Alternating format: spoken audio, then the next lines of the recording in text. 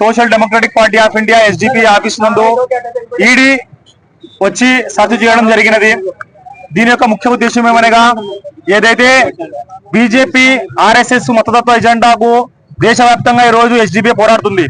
అందుకోసంగానే SDPI జాతీయ అధ్యక్షులు MK ఫైజీ గారిని మొన్న సోమవారం ఢిల్లీలో అరెస్ట్ చేయడం జరిగింది. దాని తర్వాత పూర్తిగా ప్రతి స్టేట్ లోనూ మా ఎస్డిపిఐ ఆఫీసుల మీద ఈడీ వచ్చి రైడ్ చేయడం జరిగింది. ఈ రైడ్ యొక్క ముఖ్య వాళ్ళ ఉద్దేశం ఏమనగా, వాళ్ళు బీజేపీ పంపిన ఒక అటాక్ మా మీద, కేవలం ఇది ఈడీ రైడ్ కాదు, ఇది మా ఆఫీసుల మీద బీజేపీ రైడ్ చేసింది అంతే, పెద్ద తేడా కాదు. ఈడీ కాదు, బీజేపీ రైడ్ ఇది. బీజేపీ ఏదైతే మేము దేశవ్యాప్తంగా వక్ఫ్ బిల్లుకు వ్యతిరేకంగా దేశవ్యాప్తంగా పోరాడుతున్నామో, ఏదైతే దేశవ్యాప్తంగా ఈ బీజేపీ చేస్తున్న అరాచకాలకి, ఈ ఆర్ఎస్ఎస్ చేస్తున్న మతతత్వ ఎజెండాలకు వ్యతిరేకంగా పోరాడుతున్నామో, దాని పోరాట ఫలితమే ఈ రోజు మా ఆఫీస్ కు ఈ ఈడీ ముసుగులో వచ్చిన బీజేపీ ఆర్ఎస్ఎస్. వీళ్లకు ఎట్టి పరిస్థితుల్లో బీజేపీకి కానీ ఆర్ఎస్ఎస్ కానీ భయపడే ప్రసక్తే లేదు. మీరు ఈడీలు కాదు, బీడీలు కాదు, వాళ్ళ అమ్మ నాన్న మీద వచ్చినా భయపడే ప్రసక్తే లేదు. ఎందుకంటే మేము ఎటువంటి తప్పు చేయలేదు. భారతదేశంలో ఒక చేత్తో భారత కాన్స్టిట్యూషన్ చేత పట్టుకొని, భారత రాజ్యాంగాన్ని చేత పట్టుకొని, భారత రాజ్యాంగం ప్రకారం ఈ దేశంలోని మైనార్టీలకు, బడుగు బలిన వర్గాల హక్కుల కోసం పోరాడే పార్టీ ఎస్డిపిఐ. వారి కోసమేమో పోరాడుతూనే ఉంటాము ఖచ్చితంగా. అది మీ యొక్క ఈడీలు, ఎన్ఐఏలు, సిబిఐలు ఎవరు వచ్చినా మమ్మల్ని ఏం చేయలేరు. ఇది కూడా ఒక ఫాల్స్ కేసు. ఈ రోజు మీడియా ముఖంగా మీరందరికీ తెలిసిందే, ఉదయం 1 నుంచి ఈడీ ఆఫీసు మా ఆఫీస్ లో రైడ్ చేస్తుంది. వాళ్ళకి ఏం దొరకలేదు, కేవలం జెండాలు, పార్టీ కండువాలు. అది కూడా తీసుకుపోమంటే వద్దులేనా మేము చేసుకుంటా, మీరే పెట్టుకోండి ఇచ్చి పెట్టారు. ఏం సీజ్ చేయలేదు, ఎటువంటి బుక్కులు కానీ, ఎటువంటి డబ్బుల గురించి కానీ, ఏది కానీ ఏం దొరకలేదు.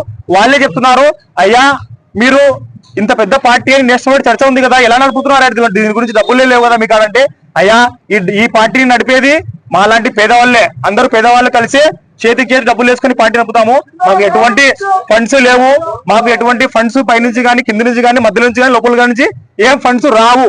కేవలం మా జేబు డబ్బు వేసుకుని మేము ఖర్చు చేసుకుని నడుపుతామంటే వాళ్ళు కూడా అప్రిషియేషన్ చేసి పోతున్నారు. ఈడీ వాళ్ళు కూడా హ్యాట్స్ ఆఫ్ కొట్టిపోతున్నారు. లోపల బయటికి చెప్పొద్దయ్యా, మీలాంటి మంచి పార్టీ, మీలాంటి మంచి సంఘ సేవకులు మన దేశానికి ఉంటారయ్యా, ఏం చేస్తామయ్యా, మా కర్మ ఇది, మా పైనుంచి ఆర్డర్స్ వచ్చామంటున్నారు. వాళ్ళు కూడా పెద్దగా అక్కడ ఏం దొరకలేదు, ఏం లేదు, క్లీన్ చిట్ ఇచ్చి పోయారు. దానికి సాక్ష్యమే పేపర్. ఒక్క నిమిషం, సెకండ్ దీనిలో అంతా సెర్చ్ చేసి ఇక్కడ నో సీజ్ వాస్ డన్.